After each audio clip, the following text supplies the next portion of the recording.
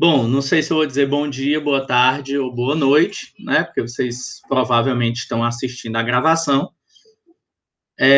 E aí a gente vai falar sobre o infarto agudo do miocárdio, né? O que é o infarto agudo do miocárdio? O infarto agudo do miocárdio, ele é uma oclusão coronária aguda, essa oclusão pode causar um infarto, né? Oi, Fabi, tudo bom? Já estava aqui gravando a aula para disponibilizar para vocês. Sozinho, mas estava gravando. Bom dia, professor. Tudo Bom bem? dia. Então, esse infarto agudo do miocárdio, ele é causado por uma oclusão coronária aguda, que é causada por espasmo coronário ou formação de um trombo secundário ao desprendimento ou crescimento do ateroma. Que isso aí a gente vê nessa bem clássico, né, nessa parte de infarto, porque a placa aterosclerótica ela pode ir crescendo, como a gente já viu aí desde o ensino médio, né? A gente sabe que a placa aterosclerótica vai crescendo com acúmulo de gordura, com acúmulo de outras células, e aí pode chegar um certo momento na vida que essa placa de ateroma ela se solte. E aí, quando essa placa se solta, o que pode acontecer? Ela pode acabar ocluindo, né, alguma artéria, alguma veia importante, algum vaso importante, e aí, a partir do momento em que tem a oclusão, ou tem essa parada de corrente sanguínea naquele vaso, tudo que está depois do trombo, né, ou que está depois do ateroma, ele não tem mais a recepção de oxigênio. Então, quando ele não tem, né, mais a recepção de oxigênio, o paciente tem uma isquemia. E aí, essa isquemia, ela acontece alguns segundos depois que a artéria ela é ocluída. Por quê? Porque é que nem o corpo humano, né? Que nem o organismo no geral. Quando a gente para de respirar, que tampa, né, a respiração, a gente acaba também conseguindo permanecer vivo durante algum tempo, alguns minutos, né? Porque a gente ainda tem ali um oxigênio residual que foi correndo ali, e aí a gente consegue fazer com que haja ainda essa permanência. Na célula é a mesma coisa. E aí o que acontece? Quando ocorre a isquemia, o paciente sente uma dor torácica, que é chamada de angina, né? A angina, ela é um indicador, um precursor, né, de isquemia e de infarto agudo do miocárdio, que pode ser rapidamente resolvida pela redução das necessidades de oxigênio pelo coração ou pelo aumento do fluxo sanguíneo miocárdico.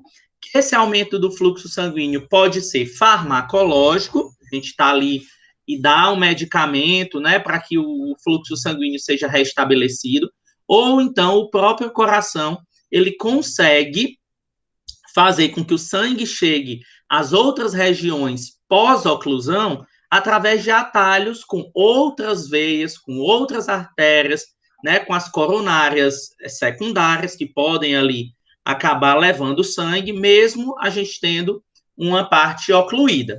E aí, sabendo disso, se essa isquemia ela permanece, a gente pode ter uma lesão.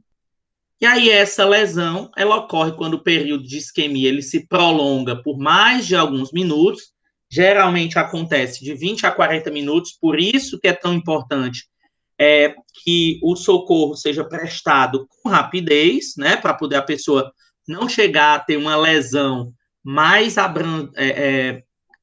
abrangente no músculo cardíaco, e tanto a contração muscular quanto a condução elétrica, eles estão alterados. A dor precordial ela é intensa, porém, as enzimas cardíacas ainda estão normais, pois não ocorreu a necrose. É isso que a gente vai falar hoje, inclusive. A gente vai falar sobre aqueles marcadores cardíacos ou biomarcadores que a gente tem nos problemas relacionados ao infarto.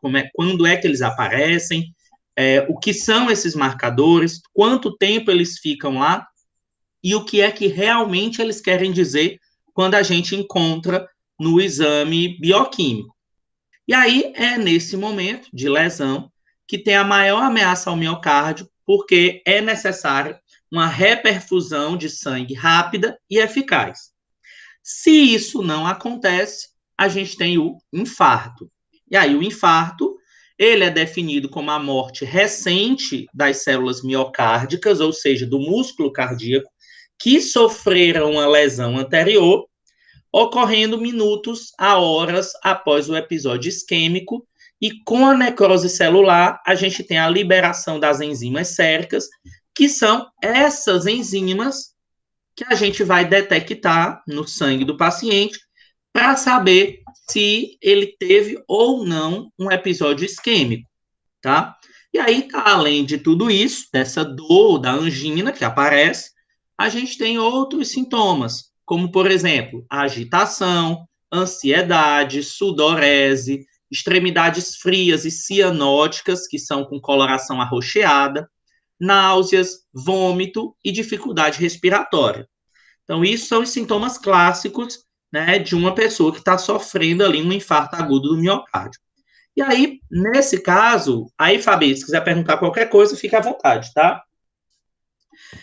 Tudo bem, Nesse professor. caso, os mecanismos que são determinantes da isquemia miocárdica, tá, nas síndromes coronárias agudas, primeiro, a gente tem um trombo sobre a placa aterosclerótica vulnerável, e aí esse trombo acaba arrancando aquela placa de gordura, que é o que vai, né, fazer aí tampar um vaso sanguíneo. A gente pode ter um espasmo coronário ou uma vasoconstrição, dificultando a passagem sanguínea. A progressão da placa aterosclerótica, que ela vai andando até chegar em um vaso sanguíneo de importância, e aí ele pode gerar, né, uma isquemia miocárdica grave. E a gente tem, no final das contas, um desequilíbrio da oferta e do consumo de oxigênio. Por quê? Porque a gente vai ter o consumo de oxigênio normal, as células estão consumindo oxigênio no seu metabolismo, mas a gente não tem uma oferta mais de oxigênio. Por quê? Porque o oxigênio que está vindo pela corrente sanguínea, ele acabou, né, não chegando mais, já que essa corrente sanguínea ela foi paralisada por conta de um trombo ou de uma placa aterosclerótica, tá? E aí a gente tem como fatores de risco desse infarto a falta de atividade física e o sedentarismo, a obesidade, o tabagismo, níveis séricos elevados de colesterol e triglicerídeos que vão se acumulando na parede das artérias, diabetes, períodos prolongados de tensão, frustração e hostilidade, a idade, que a incidência aumenta, Jesus, Maria e José, depois dos 30 anos, vale, meu Deus, sexo masculino, né? E aí já é com a Fabi o uso contraceptivo por mulheres, mas aí, obviamente, que ela não tem mais de 40 anos.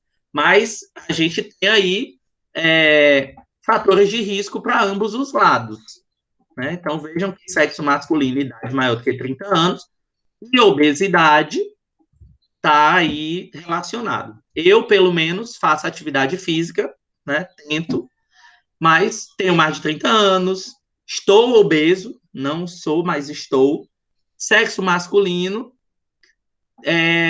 e tenho períodos prolongados de tensão. Né? Nesse período, acho que todo mundo está passando por isso. E aí aqui a gente pode ver algumas consequências, tá? Tanto na fisiopatologia, vamos dizer, macroscópica, quanto microscópica do sistema cardiovascular. Nessa primeira figura, a gente tem uma placa de LDL, né, e de gordura que está sendo armazenada na parede do vaso sanguíneo. Então, aqui tem a parede da artéria, a gente sabe que é uma artéria porque a gente tem um grosso calibre da parede para aguentar a pressão. Aqui essa placa aterosclerótica se formando, até que chega um momento que ela oclui a artéria completamente.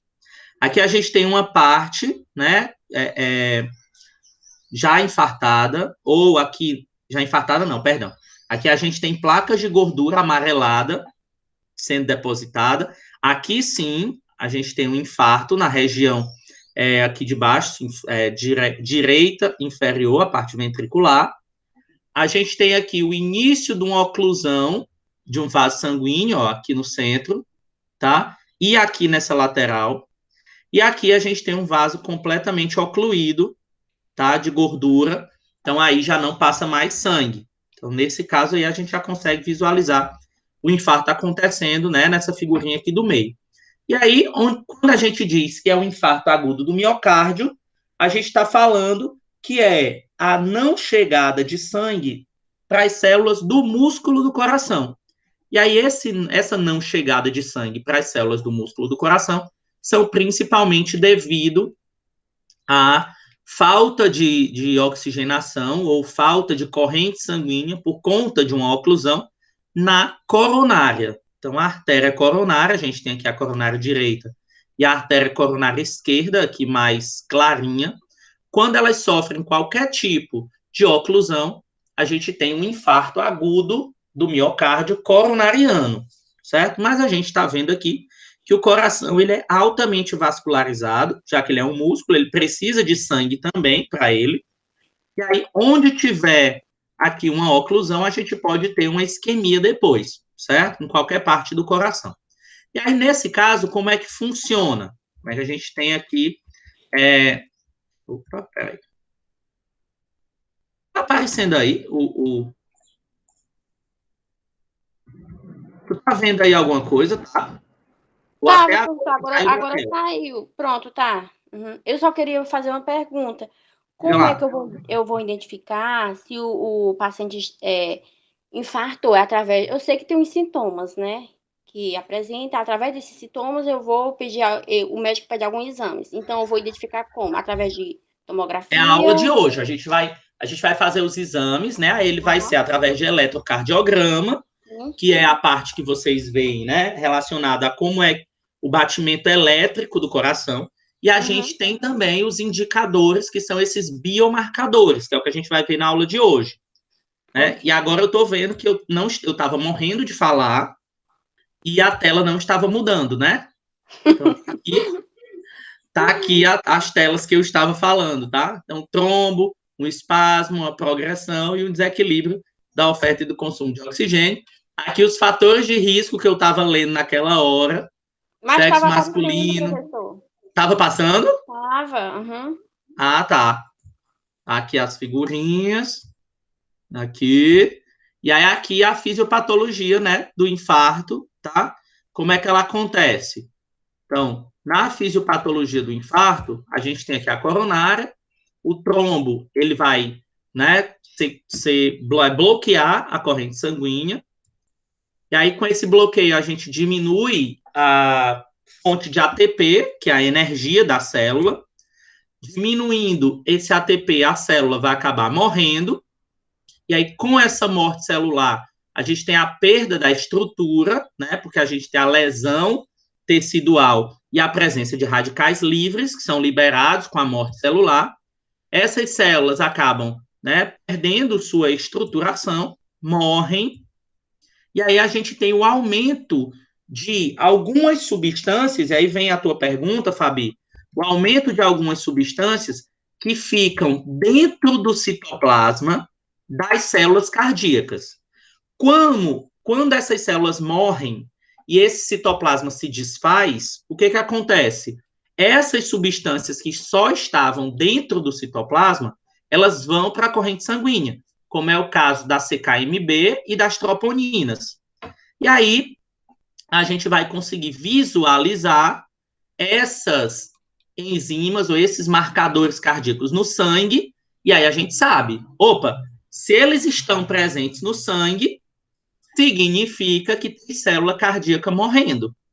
Se tem célula cardíaca morrendo, tem alguma coisa errada, né? Porque o normal é a gente não encontrar alguns desses marcadores na corrente sanguínea. Ou, quando a gente encontra, são em níveis baixos, tá? Então, aí a gente acaba sabendo mais ou menos o que está acontecendo. E aí, a gente tem um aumento da histamina, do óxido nítrico, de prostaglandinas, de potássio, que isso daqui vai gerar o quê? O o potássio vai gerar uma arritmia cardíaca. Então, essa arritmia cardíaca, né, é uma característica de quem está infartando. E o óxido nítrico, a histamina, as prostaglandinas vão causar inflamação e dor. E aí, se eu tenho inflamação, eu tenho aquelas células, os leucócitos, chegando naquela área, né? E aí isso daí forma a fisiopatologia do infarto agudo do miocárdio, certo? E aí, como é que a gente vai... Entendi, professor. Ótimo. Não é? Entendi. Entendeu? Entendi, sim. Então, pronto. Aí, o que vai acontecer? Quando a gente tem, pessoal, a célula necrosada, quando ela não chegou oxigênio, ela acabou morrendo, teve a lesão e teve a necrose. Ela é uma alteração celular irreversível. Depois que a célula foi necrosada, é o famoso morreu Maria Preá, não tem mais o que fazer, certo? E aí, essa célula necrosada, ela não gera potencial de ação, ela não produz vetores, ela não se despolariza e se repolariza. Por causa disso, ela não se contrai, ela apenas conduz o estímulo elétrico, mas é como se você tivesse ali naqueles filmes que mostra lá a pessoa infartando e ela fica colocando lá, né, aquela parte elétrica e a pessoa não responde, né? Por quê? Porque ela conduz o estímulo, a célula, mas ela não se contrai mais com aquele estímulo, não tem resposta, tá? E aí, essa célula necrosada, ela promove reações teciduais com a liberação de mediadores da dor, que é o óxido nítrico, as prostaglandinas, tá? A histamina, a pessoa sente a dor ali do infarto e libera proteínas celulares para o sangue, como é o caso das que a gente falou. CKMB, troponina, mioglobina, a gente vai falar sobre elas hoje, tá? Que são as responsáveis pela sintomatologia clínica do infarto, que são aquelas que a gente falou no começo, sudorese, cianose na ponta do corpo, a dor, né, que é a angina, tá? A agitação, ansiedade. Também vão causar alterações no eletrocardiograma, vão causar essa célula necrosada, né, a necrose, a elevação das enzimas, que são essas, e vai causar alteração na contratilidade cardíaca, chamada de hipocinesia, então a pessoa acaba tendo uma contração defeituosa. E aí a gente tem que saber, quanto maior a área, mais problemática vai ser a contração cardíaca. E a localização, se por um acaso, vamos supor que seja logo no ventrículo direito, que é quem precisa de força para mandar o sangue para o coração inteiro, a gente vai ter um problema mais sério por conta disso, tá? E aí, nesse caso, tudo isso daqui, juntando, a gente tem o diagnóstico do infarto agudo do miocárdio, que, tá, vai causar uma dor pré-cordial, alterações no eletrocardiograma e uma elevação enzimática. E aí a morte de uma região do músculo cardíaco. Então, isso é a fisiopatologia, é como acontece, né? Então, artéria ocluída, ou seja, fechada, a gente tem uma isquemia, e aí a gente tem as características de dois sintomas associados, que é a dor aqui no centro do peito, nessa região lateral do pescoço e no braço, tá? Um formigamento no braço, que é clássico, né? A gente já conhece, já ouve muito falar sobre isso. E aí eu não sei se vocês sabem, mas só para a gente agora finalizar essa parte inicial, explicar o infarto e começar as enzimas, que eu vou citar essas enzimas para vocês. O infarto agudo do miocárdio, ele obedece o que a gente chama de um ritmo circadiano.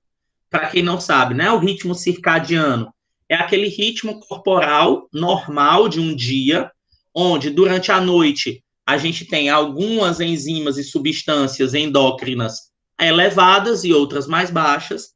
Ao acordar, a gente diminui as que estavam altas e aumenta as que estavam baixas, e isso acontece todos os dias.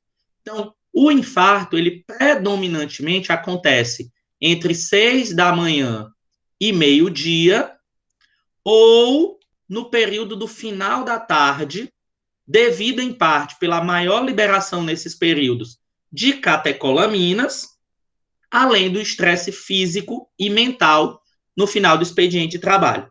Então, geralmente é o período onde a pessoa acaba tendo um acidente, né? Um acidente, no caso, né, um trombo, uma oclusão, então tem um infarto agudo do miocárdio, geralmente nesses horários, por ser já o infarto obedecendo o ritmo circadiano, tá?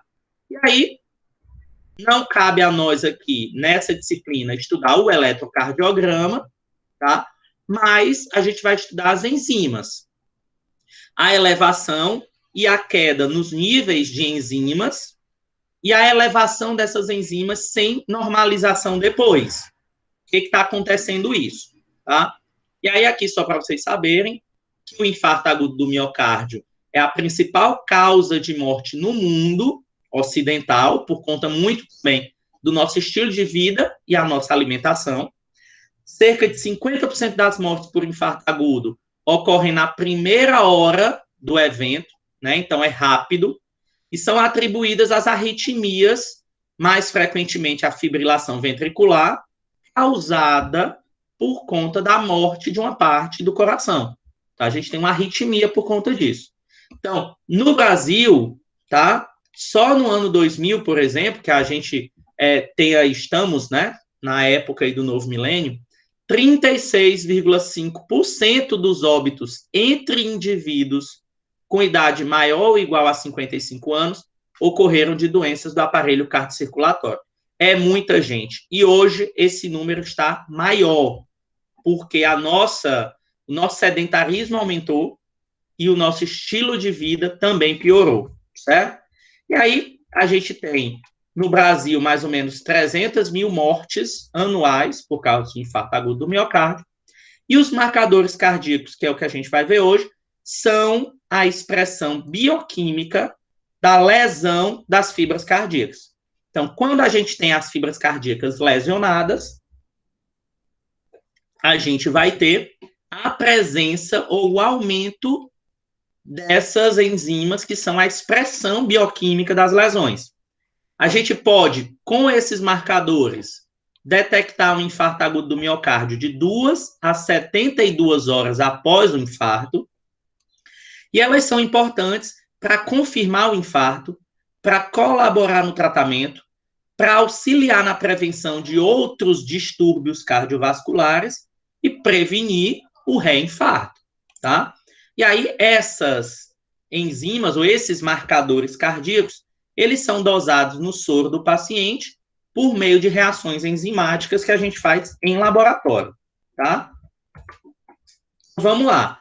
Quando é que eu sei, então, eu tenho um marcador ideal, tá? Quando é que eu posso dizer assim, não, esse marcador aqui, ele é muito bom para dizer que a pessoa está com um problema cardíaco, mais especificamente, um infarto agudo do miocárdio. Primeiro, ele tem que ter alta sensibilidade e alta especificidade. O que isso significa? Que qualquer modificação na normalidade cardíaca, o marcador já vai mostrar. Então, ele é altamente sensível. E ele tem que ser altamente específico. Por quê? Porque não adianta eu ter um aumento de uma determinada substância, só que o aumento dessa substância pode significar problema cerebral, problema cardíaco, problema renal, problema muscular, problema hepático, problema... Não adianta, ele não é específico. Então, quando a gente aumenta a especificidade, eu sei, opa, quando esse marcador aparece, é porque é problema no coração, porque ele só está presente lá. Então, quanto mais sensível e mais específico for o marcador, melhor. Que ele tenha uma alta concentração no músculo do coração e que ele seja ausente em outros tecidos, exatamente para que ele seja específico. Ele tem uma liberação precoce quando tem algum problema. Ele tem uma meia-vida plasmática alta, para a gente conseguir identificar. Não seja detectável na circulação de pessoas normais, tenha um custo e uma efetividade boa, rápida realização e alta precisão e confiabilidade. Aí, meu filho, é um marcador ideal total. Mas aí vem a pergunta, né? Existe o marcador com todas essas características? Infelizmente, ainda não. Né? Então, a gente tem que escolher o quê? Os melhores. Os que têm a maioria dessas características. No nosso caso, a gente vai ver alguns marcadores cardíacos aqui hoje, como é o caso da creatinoquinase, que é conhecida como CKMB, as troponinas cardíacas, que é a TNI e a TNT, a albumina modificada por isquemia, que é a albumina isquêmica modificada, ou IMA, a mioglobina, a lactato desidrogenase, ou LDH, também chamada de desidrogenase lática, e o BNP, tá? Que a gente vai falar sobre ele daqui a pouquinho. Então, existem esses marcadores cardíacos, uns não são mais nem utilizados, a gente vai ver, e outros são os melhores até hoje, tá? E aí a gente tem que identificar quando é que a presença desse marcador está indicando uma necrose, uma isquemia, ou esses marcadores fazem uma estratificação do risco, ou seja, quanto maior a presença, maior o risco, quanto menor a presença, menor o risco para aquele determinado paciente, tá? Então, vamos começar. Vocês me interrompem aí qualquer coisa, tá? A gente está falando aqui sobre esses marcadores. A gente vai começar falando desses marcadores pelo CKMB. Extremamente conhecidos, tá? O CKMB, ele é uma substância que, na prática clínica, né, hoje em dia, ele é extremamente utilizado. A gente fala muito sobre o CKMB, tá? E aí, esse CKMB, ele é uma enzima, também chamada de creatinoquinase, que catalisa a fosforilação reversível de creatina pelo ATP com formação de creatina fosfato. Ou seja, tá? É uma enzima que ela age quando existe a formação de ATP, que é a energia do nosso corpo através, né, da respiração aeróbia, ou seja, com oxigênio. Essa CKMB, ela faz com que a creatina seja modificada pelo ATP com formação de creatina fosfato mais rapidamente. Então, ela é uma enzima catalisadora, faz com que a reação aconteça mais rápido. Ela está diretamente ligada no sistema de contração e de transporte do coração. E aí, por conta disso, ela é um marcador de lesão muscular e miocárdica, já que ela, a CKMB, ela está envolvida na contração muscular. Então, se ela está envolvida na contração do coração, ela é um marcador de lesão muscular, certo? E aí, essa CKMB, ela está presente onde? Ela está presente no músculo esquelético, no músculo cardíaco e no cérebro.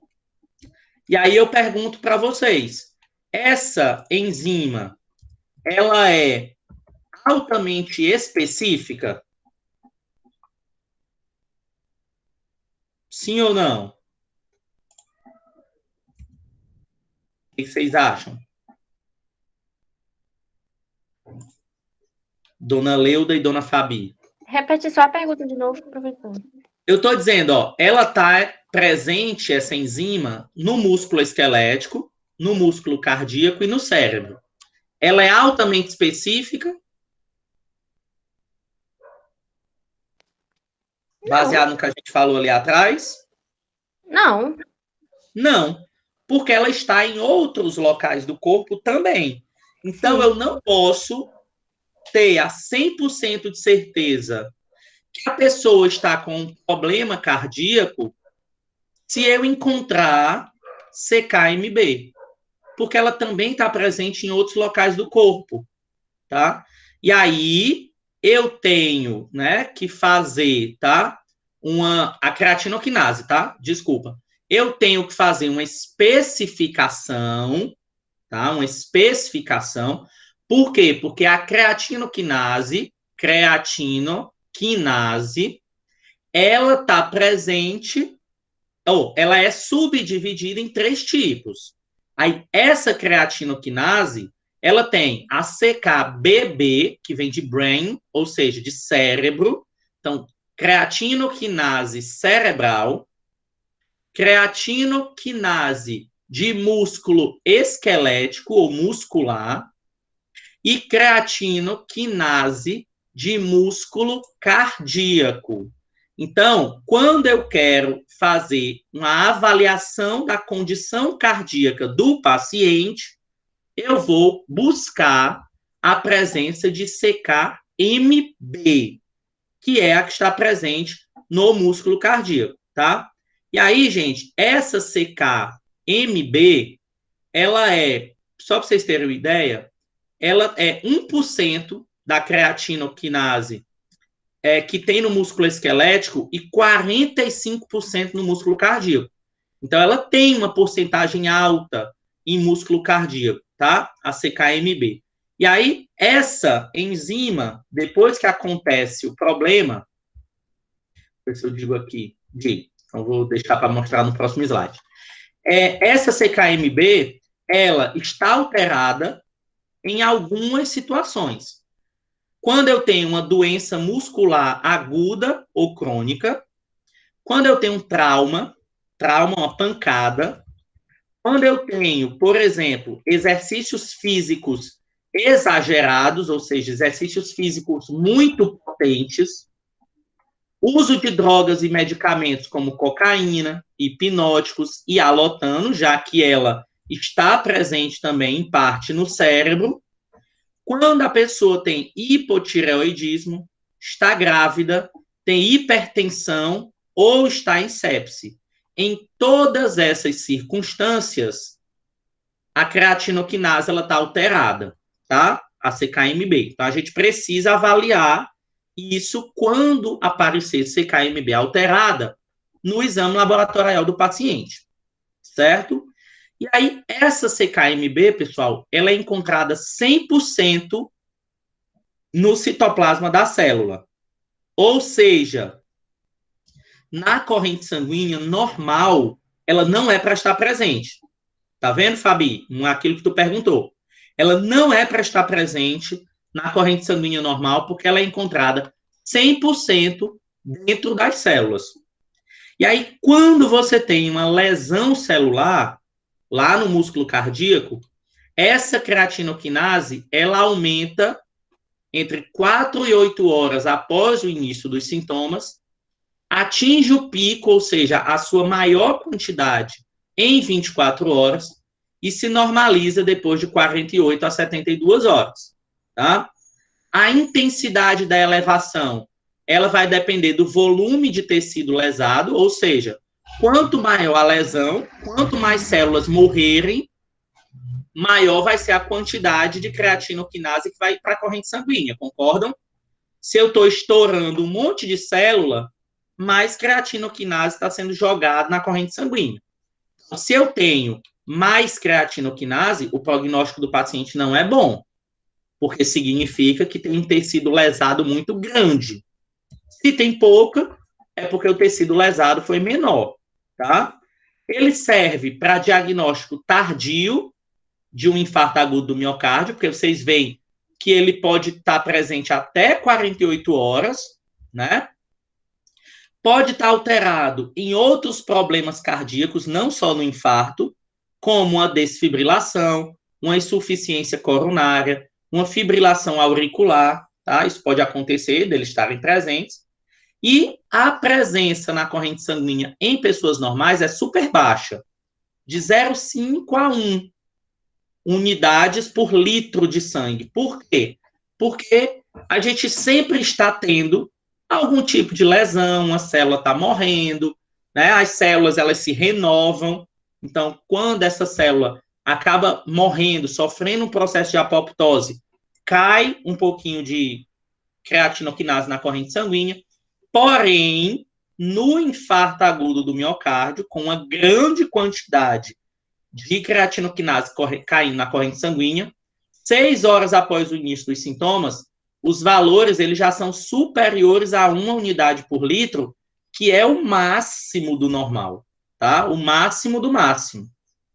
E aí a gente percebe que tem alguma coisa acontecendo ali. Tem um infarto agudo do miocárdio acontecendo ali durante aquele momento, certo? E aí, só voltando aqui rapidinho para a creatinoquinase, né? Só para eu falar aí uma quantidade. A gente fala em unidade, mas, por exemplo, a CKMB, que é a creatinoquinase, ela é avaliada, mais ou menos, aí, um intervalo de referência, em 5 nanogramas por ml de soro, tá? E aí, depois que ultrapassa esse valor, a gente já percebe que está tendo aí algum problema. 5 nanograma. 5 nanograma é menor do que miligrama, é muito pequeno, tá certo? E aí, quando você vai fazer, pessoal, esses exames, antigamente, só para vocês saberem, antigamente a gente fazia a determinação de creatinoquinase total.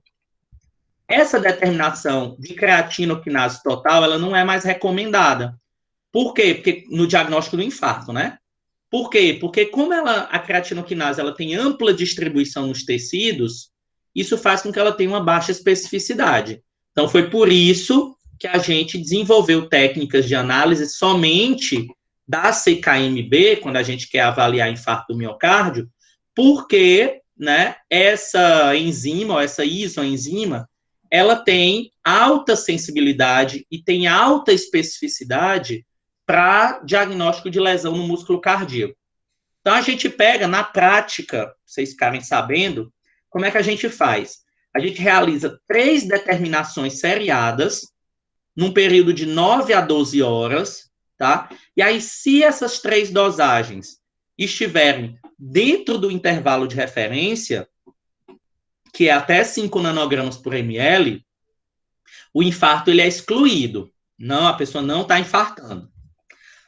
E aí, nesse caso, a gente tem aí a preferência de realizar a dosagem, tá?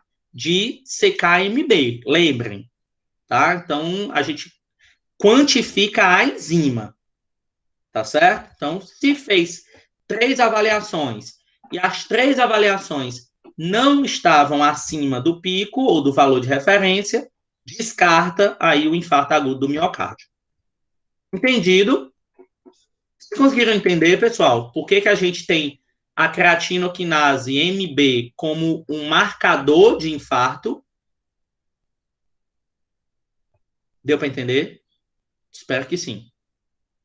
Vou só resumir. Porque ela está presente dentro do citoplasma das células, e como ela está dentro do citoplasma, quando você tem a lesão e a necrose celular no coração, ela está dentro das células cardíacas, tá? CKMB. Esse citoplasma, né, vai estourar, vai liberar a substância citoplasmática na corrente sanguínea e a CKMB vai junto. E aí a gente vai medir e vai ver que ela está acima do normal por conta que ela foi liberada, tá? Um outro marcador cardíaco que a gente tem é a mioglobina. Essa mioglobina, pessoal, ela está presente no miocárdio e no músculo esquelético. O que é o músculo esquelético? São os músculos do nosso corpo que são responsáveis aí pela movimentação e pela estrutura, né, corporal. Ele é o marcador mais precoce de lesão muscular disponível na prática clínica. Ou seja, ele é indicado nas primeiras 2 horas que a pessoa sentiu os sintomas e para monitorar um reinfarto, ou seja, a pessoa está tendo um novo infarto ali naquele momento, tá? Então, por que ela é o marcador mais precoce? Porque rapidamente ela se eleva. 2 a 3 horas após a lesão, a gente já tem mioglobina elevada, tá? O valor máximo é entre 6, 8 e 12 horas, e ele se normaliza nas primeiras 24 horas. Ou seja, a CKMB a gente consegue avaliar um infarto tardio. A mioglobina a gente não consegue. A mioglobina ela é para infarto agudo, é ali na hora, tá? O infarto está acontecendo ou pouco tempo depois. Então, isso daí a gente tem que observar para a gente saber o tempo do infarto, porque vocês viram no começo, né, da aula, que isso é importantíssimo. A gente saber há quanto tempo aquela região ali ela sofreu a isquemia, porque isso aí vai estar diretamente ligado ao prognóstico do paciente. Só que a mioglobina, a gente tem que ter cuidado porque ela pode dar falso positivo. Então, a pessoa vai lá, está fazendo o exame, né? E aí, quando a pessoa vê no exame, tem um aumento de mioglobina. Só que, e a pessoa não está tendo um infarto. Quando é que a mioglobina dá falso positivo, pessoal? Quando a pessoa tem lesão muscular ou rabdomiólise. Lesão muscular por quê? Quem é que pode me ajudar aí numa explicação? Porque quando tem lesão muscular, a gente pode ter um falso positivo de infarto agudo do miocárdio. Falso positivo de mioglobina.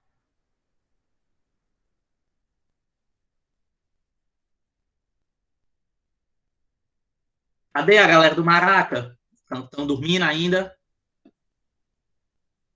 Bora, dona Leuda. O que você acha?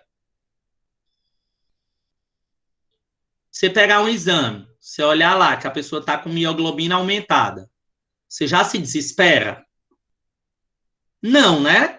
Porque eu estou dizendo que ele dá um falso positivo. Agora, esse falso positivo, por lesão muscular, é porque a gente viu aqui atrás que, né, a mioglobina, ela está presente também no músculo esquelético, no músculo estrutural do nosso corpo. Então, se ela está presente no músculo esquelético, se eu tiver uma lesão muscular, ela vai ser liberada na corrente sanguínea. Se eu tiver um exercício físico extenuante ou extremamente potente, a gente vai ter a liberação de mioglobina na corrente sanguínea, porque o exercício físico extenuante também tem a morte celular. A gente pode ter em doenças crônicas ou em insuficiência renal. Então, isso tem que ser avaliado, tá? Em relação à mioglobina. Uma outra enzima cardíaca que a gente também pode avaliar, e aí que é extremamente utilizada, é a troponina. Não sei se vocês já ouviram falar sobre a avaliação de troponinas, tá? Essas troponinas, pessoal, elas são um complexo de proteína reguladora. Elas estão diretamente ligadas à contratilidade do músculo estriado. Então, elas estão presentes no processo de contração muscular.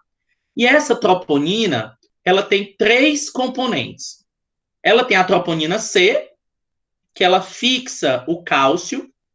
Ela tem as duas mais importantes para a gente, que é a troponina T, que liga o complexo troponina-tropomiosina, e a troponina I, que ela inibe esse complexo. Então, uma liga o complexo, o outro inibe o complexo. E aí ela se expressa tanto no átrio quanto no ventrículo, tornando-se um marcador cardíaco específico, tá? Essa troponina, pessoal, ela é um dos marcadores cardíacos mais utilizados, tá, que a gente tem. Por quê? Porque, primeiro, né, elas são proteínas que participam do processo de contração, tanto do músculo cardíaco quanto do músculo esquelético. E aí, nesse caso, a troponina I, ela não é expressa quando a gente tem uma lesão nos músculos esqueléticos. Ela só vai aparecer quando a gente tiver uma lesão ou uma injúria no músculo do coração. Então, isso é uma vantagem muito grande. O fato da troponina I, ela não aparecer quando a gente tem problemas na musculatura normal, só na do coração. E aí, pessoal, sempre que você tiver uma suspeita de infarto agudo do miocárdio, deve ser solicitado, tá, a presença, né, de troponina para poder a gente verificar se a pessoa está tendo uma descompensação cardíaca.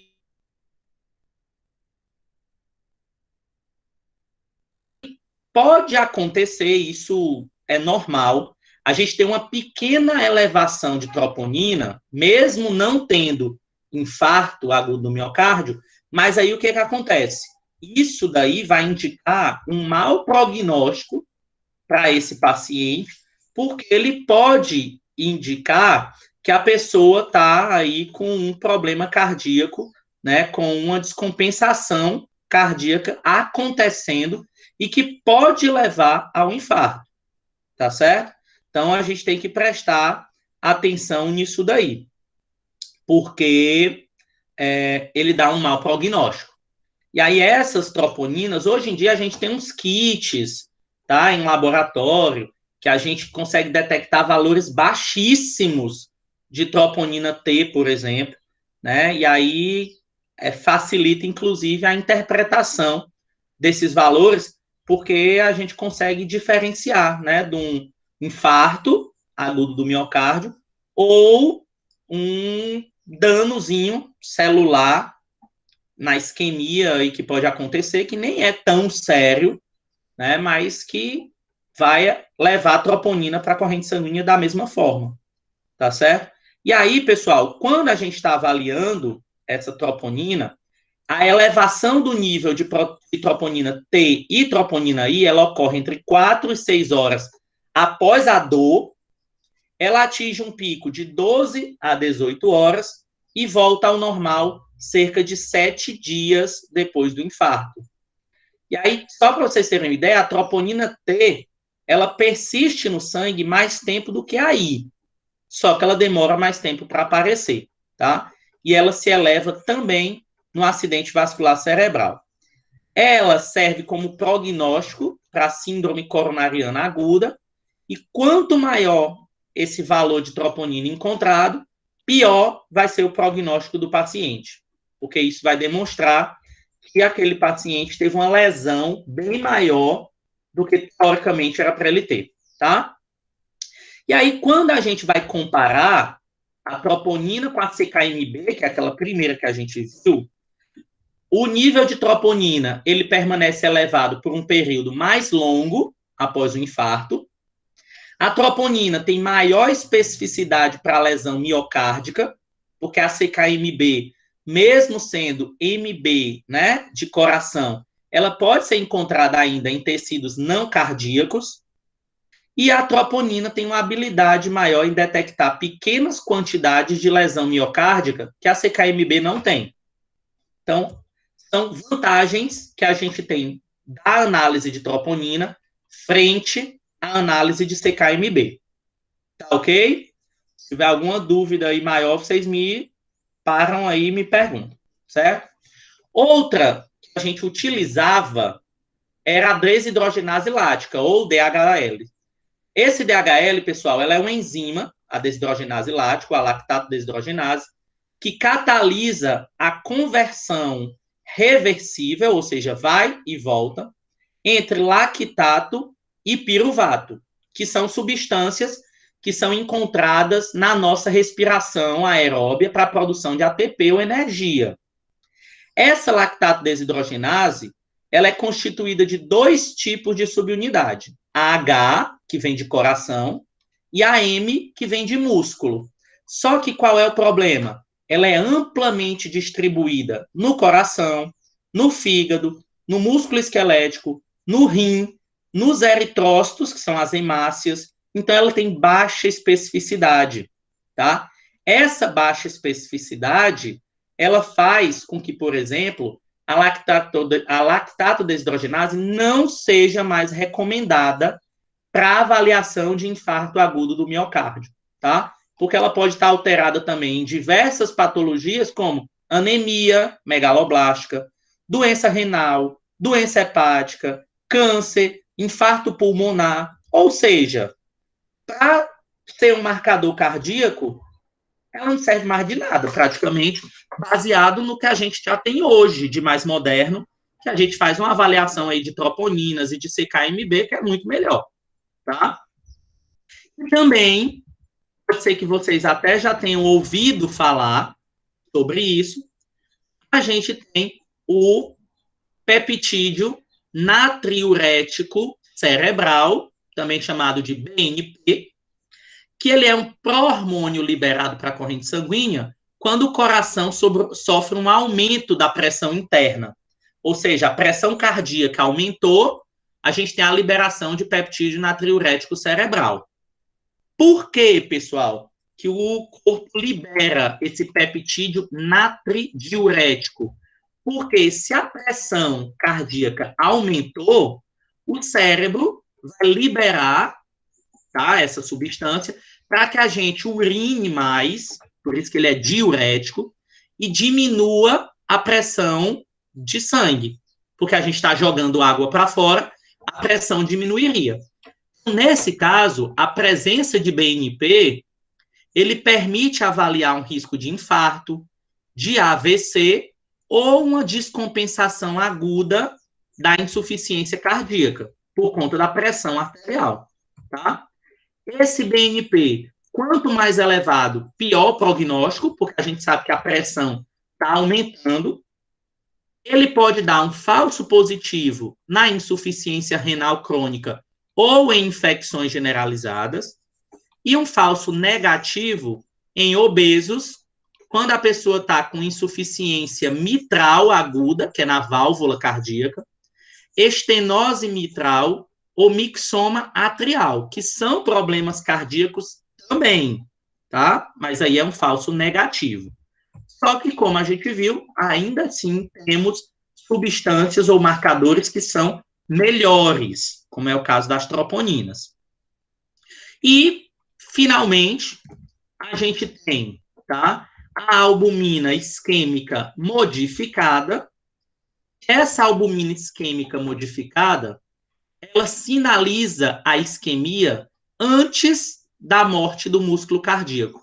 Então, ele não é um marcador especificamente de infarto, ele é um marcador de isquemia. Então, bem preventivo, tá? Esse marcador de necrose, ele se eleva tarde demais para a maioria dos pacientes com infarto agudo do miocárdio, o que é diferente da albumina isquêmica modificada. Por quê? Porque ela está presente antes da necrose, tá? Então, isso acaba sendo uma avaliação boa. Agora, o paciente tem que ter sorte. Ele vai lá fazer um exame, ou ele está perto do hospital, teve lá uma dor, uma angina, avaliou a presença de albumina isquêmica modificada, mas as outras substâncias ainda não estão elevadas, é porque o paciente está bem no início do processo. E aí vocês, enfermeiros, médicos, a equipe de urgência, tem como fazer uma reversão rápida daquele quadro, né, de isquemia. E aí a gente sabe que, se você avalia a IMA e ela está num valor acima de 105 unidades por ml, significa que o paciente está tendo, tá, um processo de isquemia, tá certo? Quando ela tem essa albumina isquêmica modificada, se o paciente identificar de forma precoce, isso é muito bom para ele, tá? Aqui, pessoal, eu coloquei para vocês uma tabelinha com esses marcadores que a gente falou, tá? Aqui tem dois, né? O TGO e o LDH, que são relacionados a funções hepáticas e também a questão de colesterol, tá?